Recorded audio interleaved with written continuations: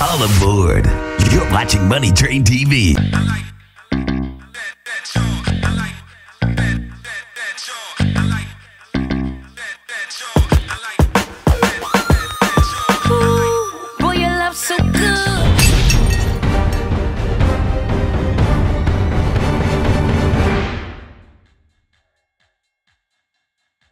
Money Train TV, you know who I am, King Celeb, and Cocoa Sarai is here with us. What's going on, young lady? Hi. How's everything? Like everything I said, is awesome. You're beautiful. I was just looking at you off camera like, whoop, I'm going to get myself in trouble. Thank you. But anyway, we're here with the gorgeous Cocoa Sarai. Tell me a little bit about your story and how you got into music. Well, I started singing at the age of 3. And I grew up in a musical family. For instance, the studio we're in right now belongs to my family. It's Cocoa Studios. And I grew up in a family full of singers and musicians, you know, so it was really, really a natural thing. And I started singing in church, in program church, at the age of 3, as I said. And from there, I guess it was just a natural progression into becoming an artist. You know I told you I was beautiful, now look at you. Wait, I ain't done yet. Been doing a lot of research, checking up on the black and white story. Yeah. What's that about? Why the name, the black and white story? The black and white actually is what it's called. The video series is the black and white story. The black and white is the name of the album. When I first came up with the black and white, it was more of me wanting to make the album like an affair. Like when you listen to it, it's like you're at an event or you're at a play or at a show, right? And then that was really corny. And I still had the name going. And I didn't, by the time I was like a month before I was releasing a project, I was like, yo, what is this? What does that mean now? I knew what the overall concept of the album was. I'm working on the intro to the album. This is very hard because it's like summing everything up, and the black and white is simple. The black and white means it's plain, it's easy to see. I knew what I meant by it, but you know, having my mom die in between it and dealing with so many things in between trying to finish the album, by the time I finished the album, the black and white meant that it's this or that. This is who I am. I definitely grew to understand exactly who I am as a woman, who I am as an artist, as a songwriter, the difference between writing songs for others and writing songs for myself, and knowing who I wanted to be. Makes sense. So it was like, this is who I am. Something that's in black and white is set in stone, and art reflecting life. My hair has a white streak in it, and no matter what I've done since March of last year, I had black and white in my hair. I just did. I always had a white streak, and so later on, just happened that way. Yeah, it just happened that way, and I was like, oh, I'm gonna keep it. It's good marketing, you know. Raining in my room. Yeah. Gotta talk to me about the record. Record's hot, but I'm like, what's going on with this girl? Is this something she's trying to tell somebody? Well, hold up. Tell me, how did I get here? Boy, I never cried so hard. Should've never went this far. And hold up. Talk to me about it. The concept and everything. I want to know. Gosh, the story behind Raining in My Room. Well, I was going through a really bad breakup around the time that I released my first album. And cheated on you? It was a couple of things. And I was really, really hurt, and I think that's what forced me to finish the album in time, because we broke up December 31st on New Year's, and then the first album came out March 5th, my birthday. So in between that time, we were still back and forth, and we were still messing with each other after the album came out. Like, you know how you break up with somebody but y'all still messing around? It was one of those situations. And I remember that August, I had a fire, my house burned down. I moved into a loft that September, and he came to visit me, and I remember just feeling really sad, like I don't want him to leave. And he left that night, he went wherever he was going, whatever, and I stayed up, and I remember just thinking, and I cried, and I went to sleep, and I did the girl thing, and I ate ice cream, and I didn't want to watch TV, I don't want to talk to nobody. And the next day, my manager at the time took me to a studio. We came back from the studio, he went to play some beats in the car. He's like, yo, you gotta hear this. Now mind you, this is during the tornado that happened in Brooklyn where all the trees were being knocked down, and I was living in a loft where the windows were huge, and there were no curtains, so it felt like the storm was in my room.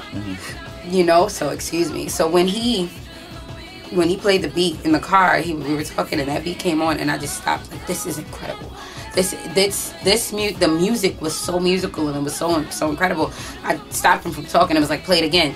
And I had, I'm raining in my room, raining in my room. I already had the tagline. So it was like, okay, you know, I'm gonna finish this. I'm gonna give me the CD. My manager gave me the CD. I went inside and I started writing it. My boy Rich Lowe, who's a good friend of mine, produced songs on the Black and White, and he helped me to write it because I already had most of it done. And he came, I was like, yo, I just need you to listen to this. And he's like, yo, let's change a few things. And he added a few lines. I'm taking the chance. Yeah. Nobody understands like us. So who gives a damn if they do?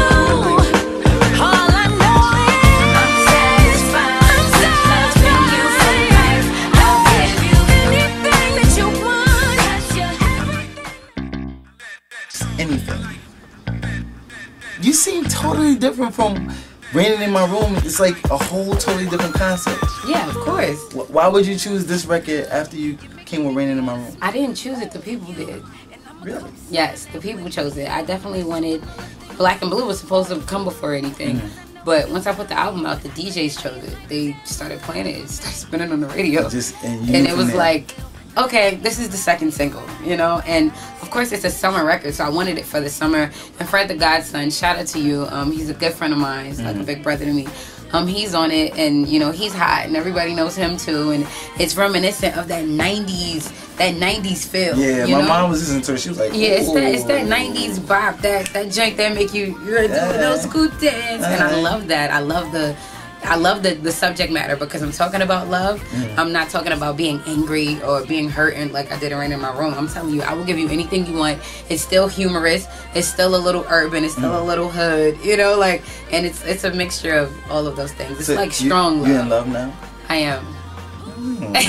I knew it had to be something because I am. you're coming I up really so aggressive on that record. Like, I own something. This is mine. Like, you talking to somebody. But even if I wasn't in love at the moment, I would still sing it that way because, you know, as an artist you tap into an emotion and you exude it because you want people to relate to it, you know. You have 2 singles out right now. Is there a third single? There will be a third single, You gonna spill it up for me? but it's not dropping until September. What's the name? At least the name. It's called Black and Blue. It's called Black and Blue. Why Black and Blue? Just a little bit. Do that for me. Do that for me. Why Black and Blue? Yeah. To explain it, you mean? Yeah, please, just a little bit. Oh, come on, man. they're watching you. They're out there. Please. Gosh. King is Money Train TV. Money Train TV. Money Train TV. Black and Blue because every now and then, you women, ladies, we like our significant others to be aggressive. Is this a secret? If it is, then I just definitely spilled the beans. Every now and then we're kind of like, oh, it's so sweet. I don't want to make love tonight. I want you to work it out. And you know, and when a woman is strong enough to say, this is what I want, 9 times out of 10 it turns that guy on as well. Oh, I see what's going on. That's what Black and Blue is about. It's a metaphor, you know, but you know, being a little it's definitely rough. Hidden for a minute. It's definitely hidden for a minute. It's definitely a metaphor for being a little rough, and I think that men like it because they're all freaky, and women like it because it's almost like an exclamation. You know, it's like I'm saying this is what I want, and you know, I'm fine with it. Dope. There's no political way to ever explain Black I and Blue. don't know. I swear. We gonna see when it drops. Yeah, we gonna see. If there was anything that you could tell, like high school students, college students, like a word of advice to give to students or young kids that are trying to follow their dream, what would it be? Oh man, one is to know that power without focus is energy wasted. No powerful person that didn't have focus was ever successful. You know, there are so many people that are talented in any aspect of their life, but because they can't focus long enough to either learn the business of it or they can't focus long enough to just actually finish a project, they never get to where they could be. And that is one of the most important things. Secondly, to be around people that do what you do, or to find yourself around people that do what you want to do, because you are the company you keep, you know. So it's about inspiring each other. If you're friends, if someone's doing something negative, or for instance me, you know, I'm from this neighborhood, from the side, and I think it's funny because all of my friends that were on the block, like, I love them, and I seen them, you know, whenever I was walking to the store. But I developed other friends in other areas because they didn't do music. They weren't planning on living in the studio. Like, I was staying in the studio and pulling all-nighters, and they weren't trying to do that. I didn't want to go to parties. I wanted to make the music that the people were partying to. And so with those things, we lived separate but equal lives. It was like, I'm here, and when I have a new record, I know that these friends are supporting me. But I can't be around them all the time because my brain is here, you know. And if you love me, you'll understand. And if you don't, then I'm sorry, but I'm on a mission. So it's about, you know, definitely surrounding yourself with good company and positive people, and also to really believe, because the law of the universe is that what you give out, you get back. The law of attraction is very, very real. I think, therefore, I am, and I believe in that wholeheartedly. I mean, it works, but you have to really believe it. So for me, I really put out into the universe, I want to be great. I'm going to be great. I am great. Before I was, you know, and I'm still growing to be where I want to be. But I put it out. I said, I want to be surrounded by people that have like minds. I want people to help me. I want to attract this. And it happened because of the way I thought. So you have to be strong in here. Be strong in here. And I guarantee you it will work out. And ask questions. Ask questions. Do not be afraid to ask questions. I ask so many questions about everything all the time, because it is a fool to play smart. Only a fool plays smart. But if you don't know something, you ask questions, and now you're smart because you actually have the knowledge. And those would be my main things. Big. Now, you know you can't go nowhere without dropping me something exclusive. Yes. You know you got to sing something for me. Money Train TV is only going to appreciate it so much more.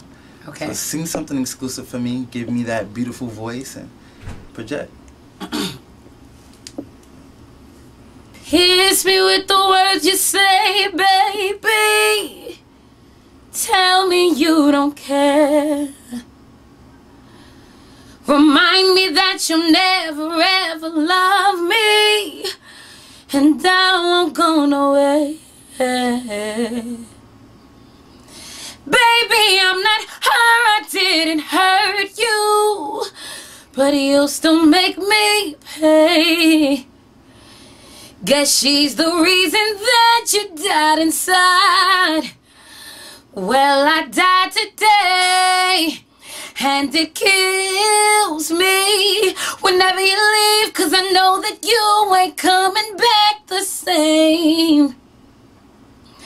And it kills me, 'cause we both know that love ain't fair, and still we play the game. Well, I want you to live. Boy, I hope you live. Oh. Thank you. Crazy. Give them some links, some places they can find you on the internet. I know you all around town. You moving around a lot. New York, New Jersey, Connecticut, Philly. Let them know where they can find you. www.CocoaSarai.com. That's CocoaSarai.com. And if you know how to spell my name, you can find me anywhere. Twitter, /Cocoa Sarai. Facebook.com/Cocoa Sarai Music. Reverb Nation /Cocoa Sarai. And yeah, YouTube.com/Cocoa Sarai TV. So, and if there's any other social networks I'm forgetting, if you Google it, you can definitely find it. And yeah. Look me up. Definitely talk to me. I talk back to everybody. So I'd appreciate it. Give me your feedback. Good or bad. It's all good. Well, you heard that, girl. You know what it is, man. Find me, Twitter.com/the King Celeb. Also go to Twitter.com/MoneyTrainTV. We gonna keep that focus. Cocoa Sarai just chopped it up. This is Money Train TV, Celebritize Your Life.